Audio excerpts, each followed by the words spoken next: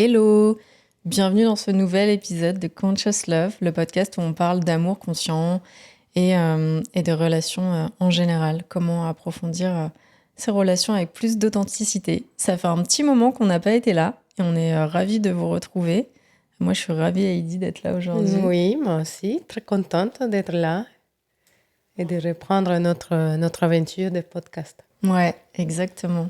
On n'a pas eu trop le temps de faire des épisodes récemment parce qu'on était sur le lancement d'un gros projet, en rapport avec Conscious Love, bien sûr. On va vous en dire plus dans cet épisode, justement. Mais on va aussi vous parler de ce qu'on a fait un peu cet été et du fait qu'on soit partis en vacances séparés. Donc je sais que ça peut être un peu étrange pour certaines personnes, mais on va vous raconter pourquoi c'était... Enfin, quelle aventure ça a été pour nous.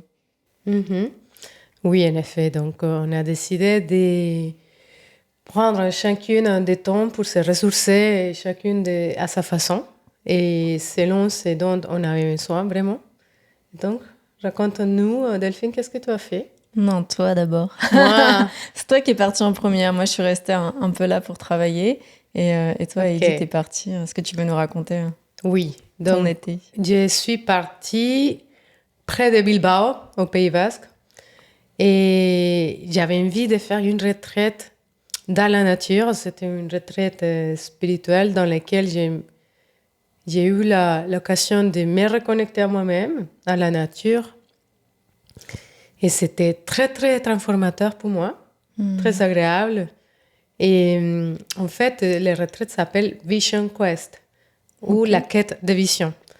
Et ça consiste, c'est une tradition indo-américaine dans laquelle tu as 4 nuits, 4 jours, toute seule, dans la nature, en jeûne, sans manger. Juste, tu as le droit à t'hydrater. Ok, donc t'as pas mangé pendant 4 jours. C'est Waouh! ça. C'était comment?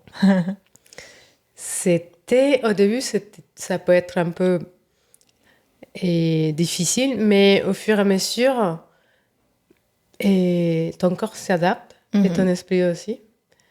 Et en fait, moi, mon expérience était incroyable, dans le sens que j'avais besoin de me ressourcer.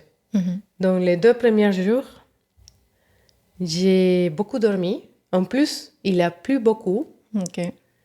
Ah oui, il faut clarifier que j'avais une tente aussi Ah oui, tu dormais sous une tente.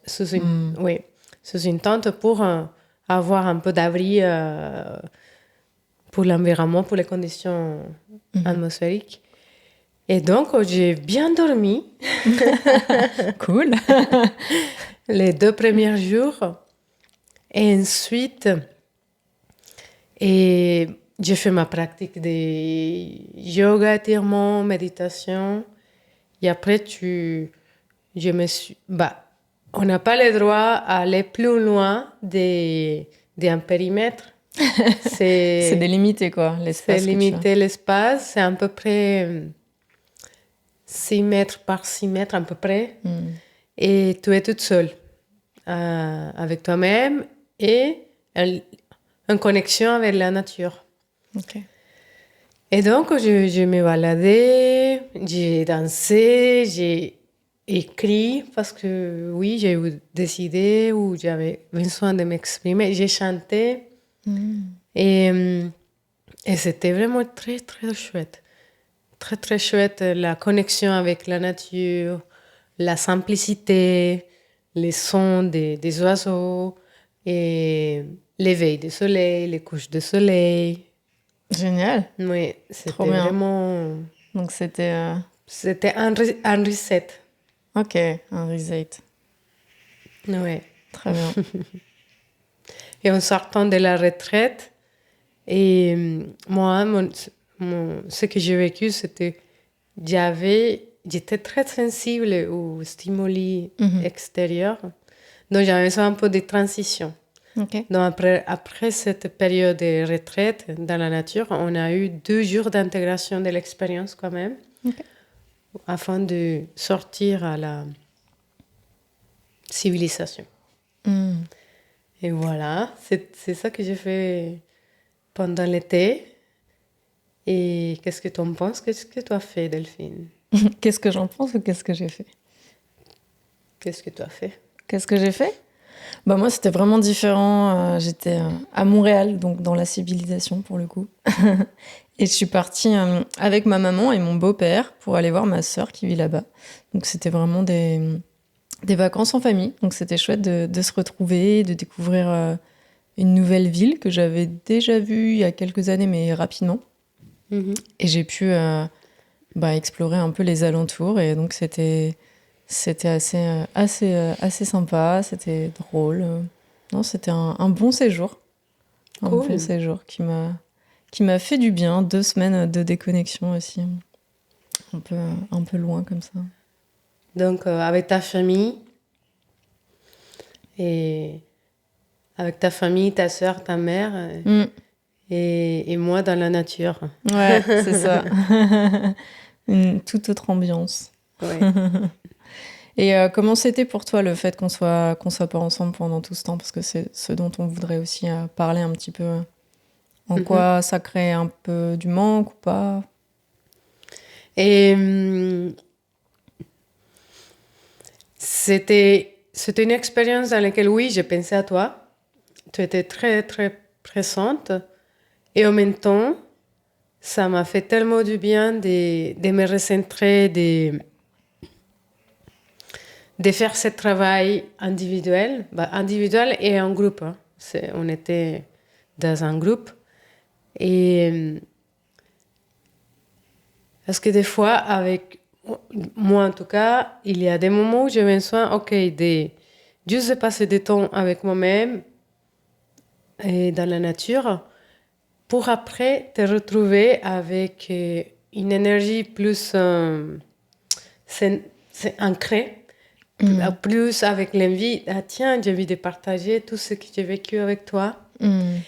Et ce qui m'a beaucoup touchée, parce que tu as fait des détails qui m'ont touchée, et tu m'as laissé des mots dans mon, Dans ton sac, dans mon sac. dans ta tente. Donc, à chaque jour, j'ai trouvé un petit mot de Delphine.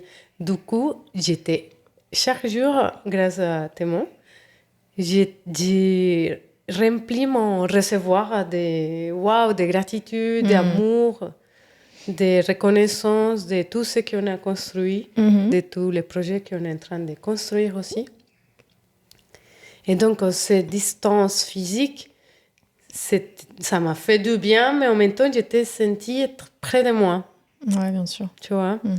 Et le fait d'avoir vécu cette expérience m'a permis, ah tiens Delphine, j'ai vécu ça, de te partager toute cette richesse, tous les gens que j'ai connus, que j'ai croisés, et les connexions que j'ai faites. Ouais, en fait, je pense que le fait d'être séparés, pour nous, en tout cas, ça crée vraiment une richesse. Parce que, voilà, bien sûr, il peut y avoir un manque, mais ça reste quelque chose de très sain. C'est plutôt qu'on va penser à l'autre, on va se dire, ah, j'aimerais bien lui partager ça quand je vais la retrouver. Oui. Et aussi, il y a vraiment ce sentiment d'appréciation, de gratitude. Oui. Souvent, moi, quand je suis loin de toi, je me dis, ah, waouh, quelle chance j'ai de t'avoir dans ma vie, de partager ça. C'est vrai que sur ça, on va avoir la même vision. Telle ou telle chose, ça me rappelle à quel point je suis bien dans cette relation et j'ai envie de continuer ce chemin avec toi. Donc il y a vraiment, pour moi, cette sensation d'appréciation et de gratitude quand on est séparés. Et puis, après, il y a aussi, je pense que ça, en tout cas de mon côté, ça renouvelle aussi le désir, tu vois, d'avoir envie de se voir encore plus physiquement que au quotidien où on est tout le temps...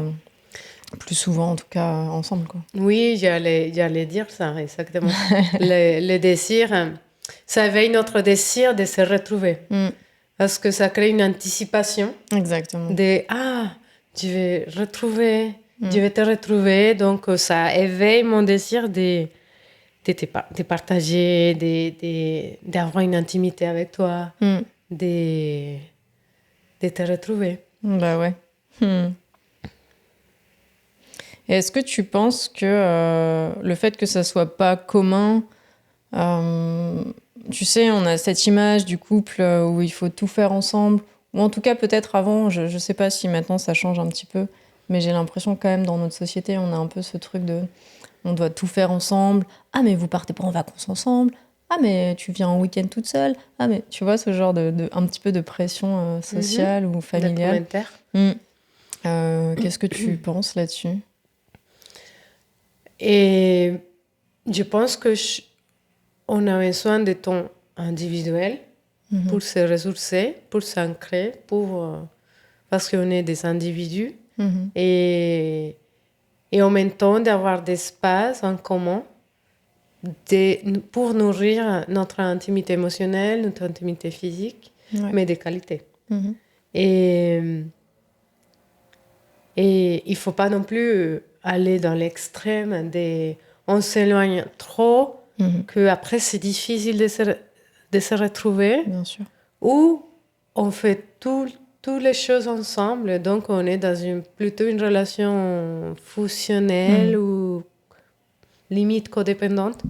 Et c'est pas ça non plus. Donc, si on trouve un équilibre entre je sais quels sont mes besoins, tu sais quels sont tes besoins, les manières de te recentrer, et moi pareil, de respecter ses besoins individuels et aussi de respecter les besoins de la relation. Ouais, c'est vrai que c'est important. Et donc, c'est plutôt cet équilibre, cette danse, ouais. exactement, entre... Ah, tiens, j'adore, par exemple, pour moi, faire une fois ou deux par an une retraite, c'est très important pour moi. Et toi, comme tu as ta sœur loin, de faire un voyage à l'autre continent pour nourrir les liens avec ta sœur, par exemple. Oui, bien sûr. Exactement, ouais. Et toi, qu'est-ce que tu en penses? Je suis d'accord. Je suis d'accord avec ça. Que c'est un équilibre à trouver, en fait, entre tu dois quand même faire ce qui est important pour toi et aussi inclure l'autre. Je pense que c'est important, par contre, d'informer son partenaire ou sa partenaire de des choses qu'on a envie de vivre, même si c'est pas forcément avec elle ou lui. Mais une fois que c'est OK pour tout le monde, je pense que c'est important de faire les choses qui nous font du bien. Je repense au voyage que j'ai fait sans toi quand je suis allée en Colombie. Tu vois, c'était vraiment important pour moi. Donc, je pense que ça va aussi avec le fait de communiquer en fait ses envies, ses besoins et de voir comment c'est reçu par l'autre et de trouver un équilibre là-dedans. Et aussi pour rebondir, c'est un autre sujet, mais c'est important dans cette communication d'établir des accords. Oui, bien sûr. Des accords lorsqu'on est loin ou séparé, c'est la base. Je pense qu'on y reviendra dans un prochain épisode pour parler de ça. d'une autre retraite ou d'un festival que tu viens de faire récemment. Je pense festival des Tantra. Oh là là, on en parlera prochainement. Mais on va revenir au fait que aussi pendant cette période, on était sur le lancement de notre projet. Donc on était aussi dans ce truc à distance de gérer le lancement d'un nouveau projet et c'était hyper excitant. Alors il y a eu un moment où toi tu étais dans ta retraite, donc on n'avait pas du tout de contact, donc moi j'ai continué à avancer de mon côté et puis après on a échangé un peu après sur ça et c'était marrant de voir l'évolution à distance. Et surtout, ça a aussi créé cette envie de se retrouver pour avancer ensemble, pour lancer vraiment la campagne et tout. Oui. Donc, pour parler un petit peu plus du projet, en fait, on s'est rendu compte qu'on voulait aller plus loin que ce podcast avec Conscious Love. En fait, on a eu cette idée de créer des outils ludiques qui sont importants pour nourrir la connexion à l'intérieur du couple. Et donc, on a co-créé un jeu de cartes. Voilà. Un jeu de cartes pour les couples, pour se reconnecter, pour ramener de la complicité, de l'intimité. En fait, on a créé 4 dimensions. Donc, il y a l'intimité, la connexion, les vibrations. Dialogue. Ouais, Et voilà. Et c'est ça. c'est ça. C'est ça, les 4. Tu m'as enlevé le mot de la bouche. En gros, pour nous, c'est les 4 dimensions qui sont essentielles, je pense, dans un couple à développer. Donc, c'est vraiment le côté intellectuel, donc avec la communication, le côté émotionnel, avec la connexion, le côté plutôt sensoriel et, on va dire, énergétique, avec les vibrations. Et enfin, le côté plutôt physique et sensuel, avec l'intimité. Voilà. Oui. Et donc, ce jeu, en fait, on a aussi créé un carnet qui va un peu plus loin, qui est pensé comme différentes étapes, comme un petit voyage d'exploration à l'intérieur du couple. Et en fait, pour ces 2 produits, on a lancé une campagne de crowdfunding sur Ulule, donc C'est vrai. en septembre. Et donc, c'était pas mal de travail à préparer et c'était hyper excitant. Est-ce que tu veux me parler un peu plus de cette expérience pour toi? C'était ta première campagne? Oui, c'est vrai, c'était ma première campagne de Pour moi aussi, crowdfunding. Et, mais je voulais ajouter juste pour les jeux de cartes, on a trouvé que c'était un moyen de cultiver ces moments de connexion, d'intimité dans la vie quotidienne. Exact. Et d'une façon ludique, légère, parce que dans la vie de tous les jours, avec toutes les obligations, les agendas très serrés, les enfants, les boulots, bref. Et on peut partir facilement dans la logistique de la vie.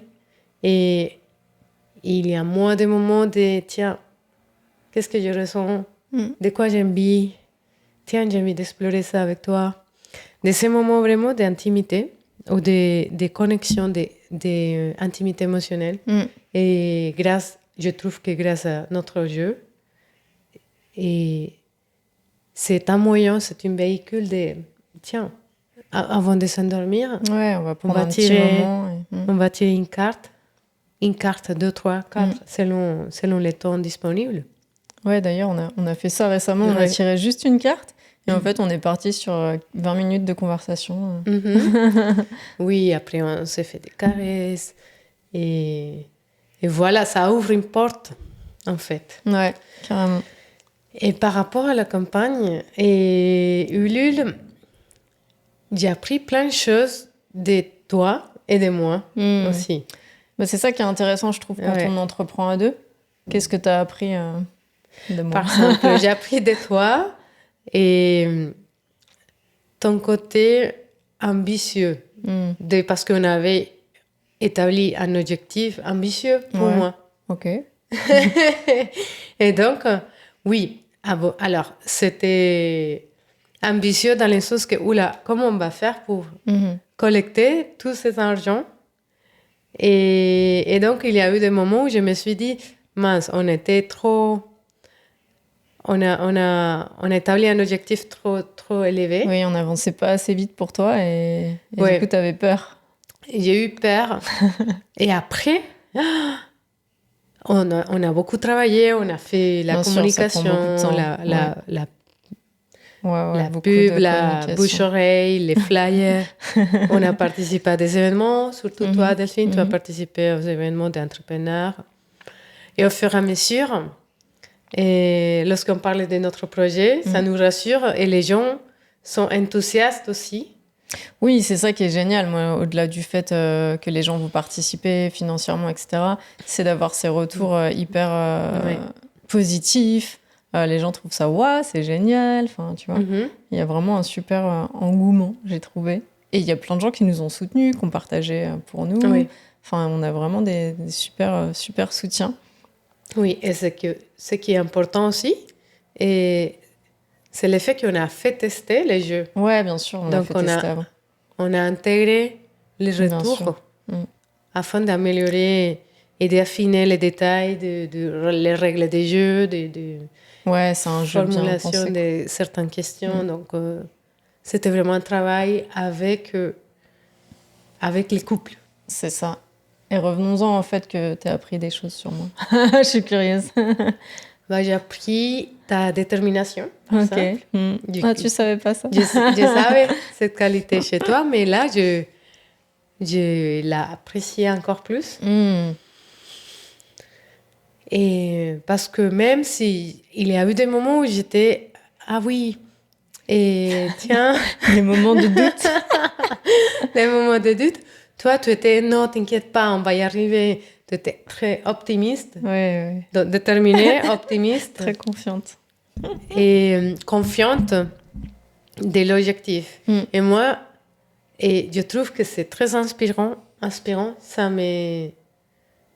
Ça t'a boosté, non? Ça m'apporte, ça m'apporte.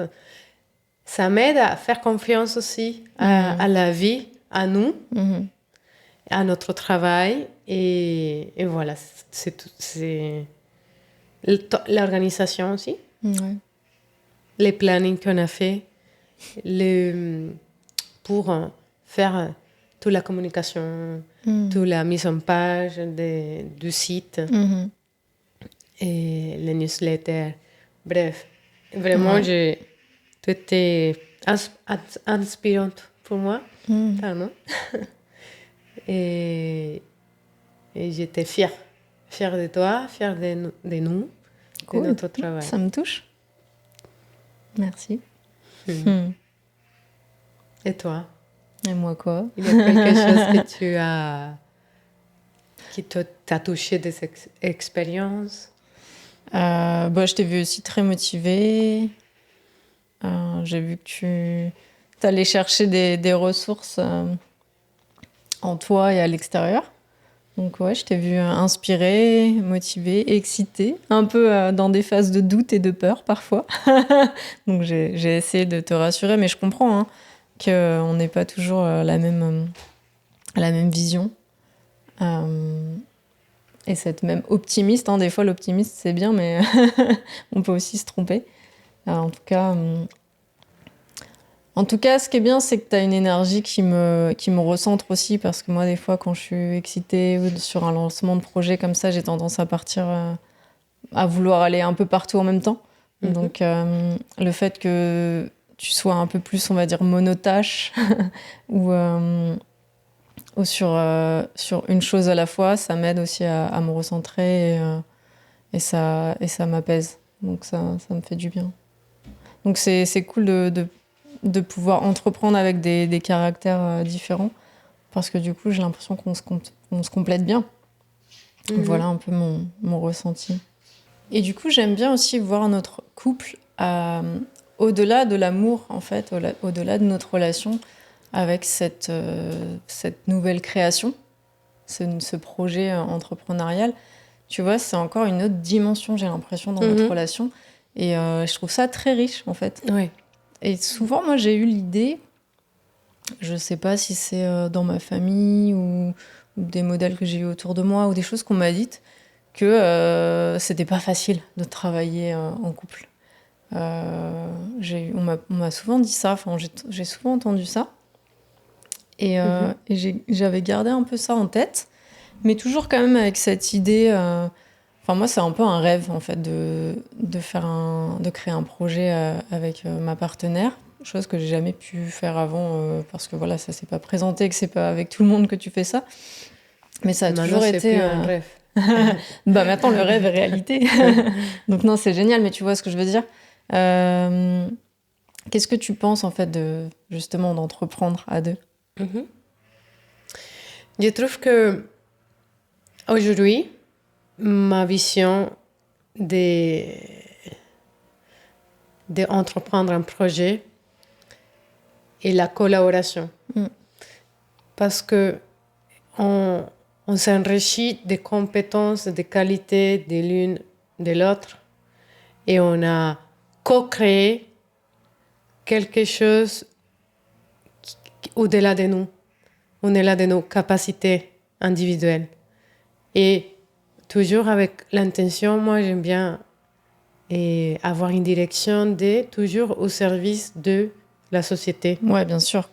C'est un peu une mission commune, non? Oui. Donc, bien sûr, Et tout ce qui t'amène dans les projets et tout ce qui t'amène dans les projets, les résultats vont être au-delà de nous en tant qu'individus.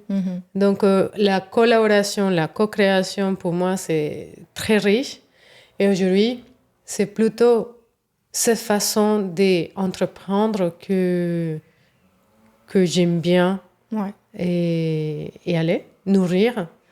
Et bien sûr, il faut voir que nos caractères matchent bien, qu'il faut une bonne communication. Il faut aussi établir des moments, tiens, mais moi, on va dédier ce temps pour le projet. Ouais. Après, on va dédier ce temps à notre couple, notre relation. Et voilà. Mais une communication, c'est très très bonne communication, c'est très important. On en revient sur tous les sujets, je pense. Ok, trop cool. Du coup, moi, si je pouvais conclure. Oui, bien sûr. Ce que je dirais pour les personnes qui nous écoutent, si vous êtes en couple, c'est déjà d'oser prendre de l'espace si vous en avez besoin dans votre relation, si vous avez besoin de partir à tel ou tel endroit sans votre partenaire, c'est ok tant que vous le communiquez, que c'est bon dans le couple. Et aussi, c'est d'oser, si vous avez envie d'entreprendre à deux, d'oser se lancer, quoi. Oui, avec une bonne organisation, mais en exact. tout cas, c'est vraiment ce mot-là que je retiendrai pour un peu pour le thème de cet épisode. Oser. Oser. En plus, j'aimais de rebondir, ça éveille des facettes de nous-mêmes que peut-être on connaissait pas. On connaissait pas. Et c'est très riche, cette exploration. C'est l'idée d'oser à faire des choses, des nouvelles choses. Ça éveille des facettes qu'on ne connaissait pas avant, en effet. C'est vrai. Des qualités cachées, des compétences cachées, des trésors enfouis. Ouais, c'est ça. Et on est curieuse de savoir si vous voulez nous partager en commentaire ou sur les réseaux, justement, vous, qu'est-ce qui nourrit votre couple ? Est-ce que c'est des projets communs ? Est-ce que, qu'est-ce qui vous nourrit au quotidien ? Et sinon, pour revenir sur le jeu, on vous met le lien dans la description de cet épisode si vous voulez découvrir un peu plus notre projet, si ça vous a donné envie d'aller voir un peu en détail qu'est-ce que c'est que ce jeu. Voilà, on vous partage tout ça. Comment s'appelle le jeu ? Le jeu s'appelle Parlons Love. Oui. Voilà. Parlons Love. Un jeu de cartes. Pour se reconnecter. Voilà, on vous donne toutes les infos. Et en tout cas, on est ravis de vous avoir retrouvés. Et on a un prochain épisode très bientôt avec une invitée qu'Heidi a interviewée. Spéciale, oui. Ouais, ça va être chouette. En tout cas, merci d'avoir été là et de nous avoir écoutés. Si cet épisode vous a plu, vous pouvez nous soutenir en mettant un avis ou 5 étoiles sur les plateformes d'écoute. Merci beaucoup. À bientôt. Merci beaucoup. À bientôt.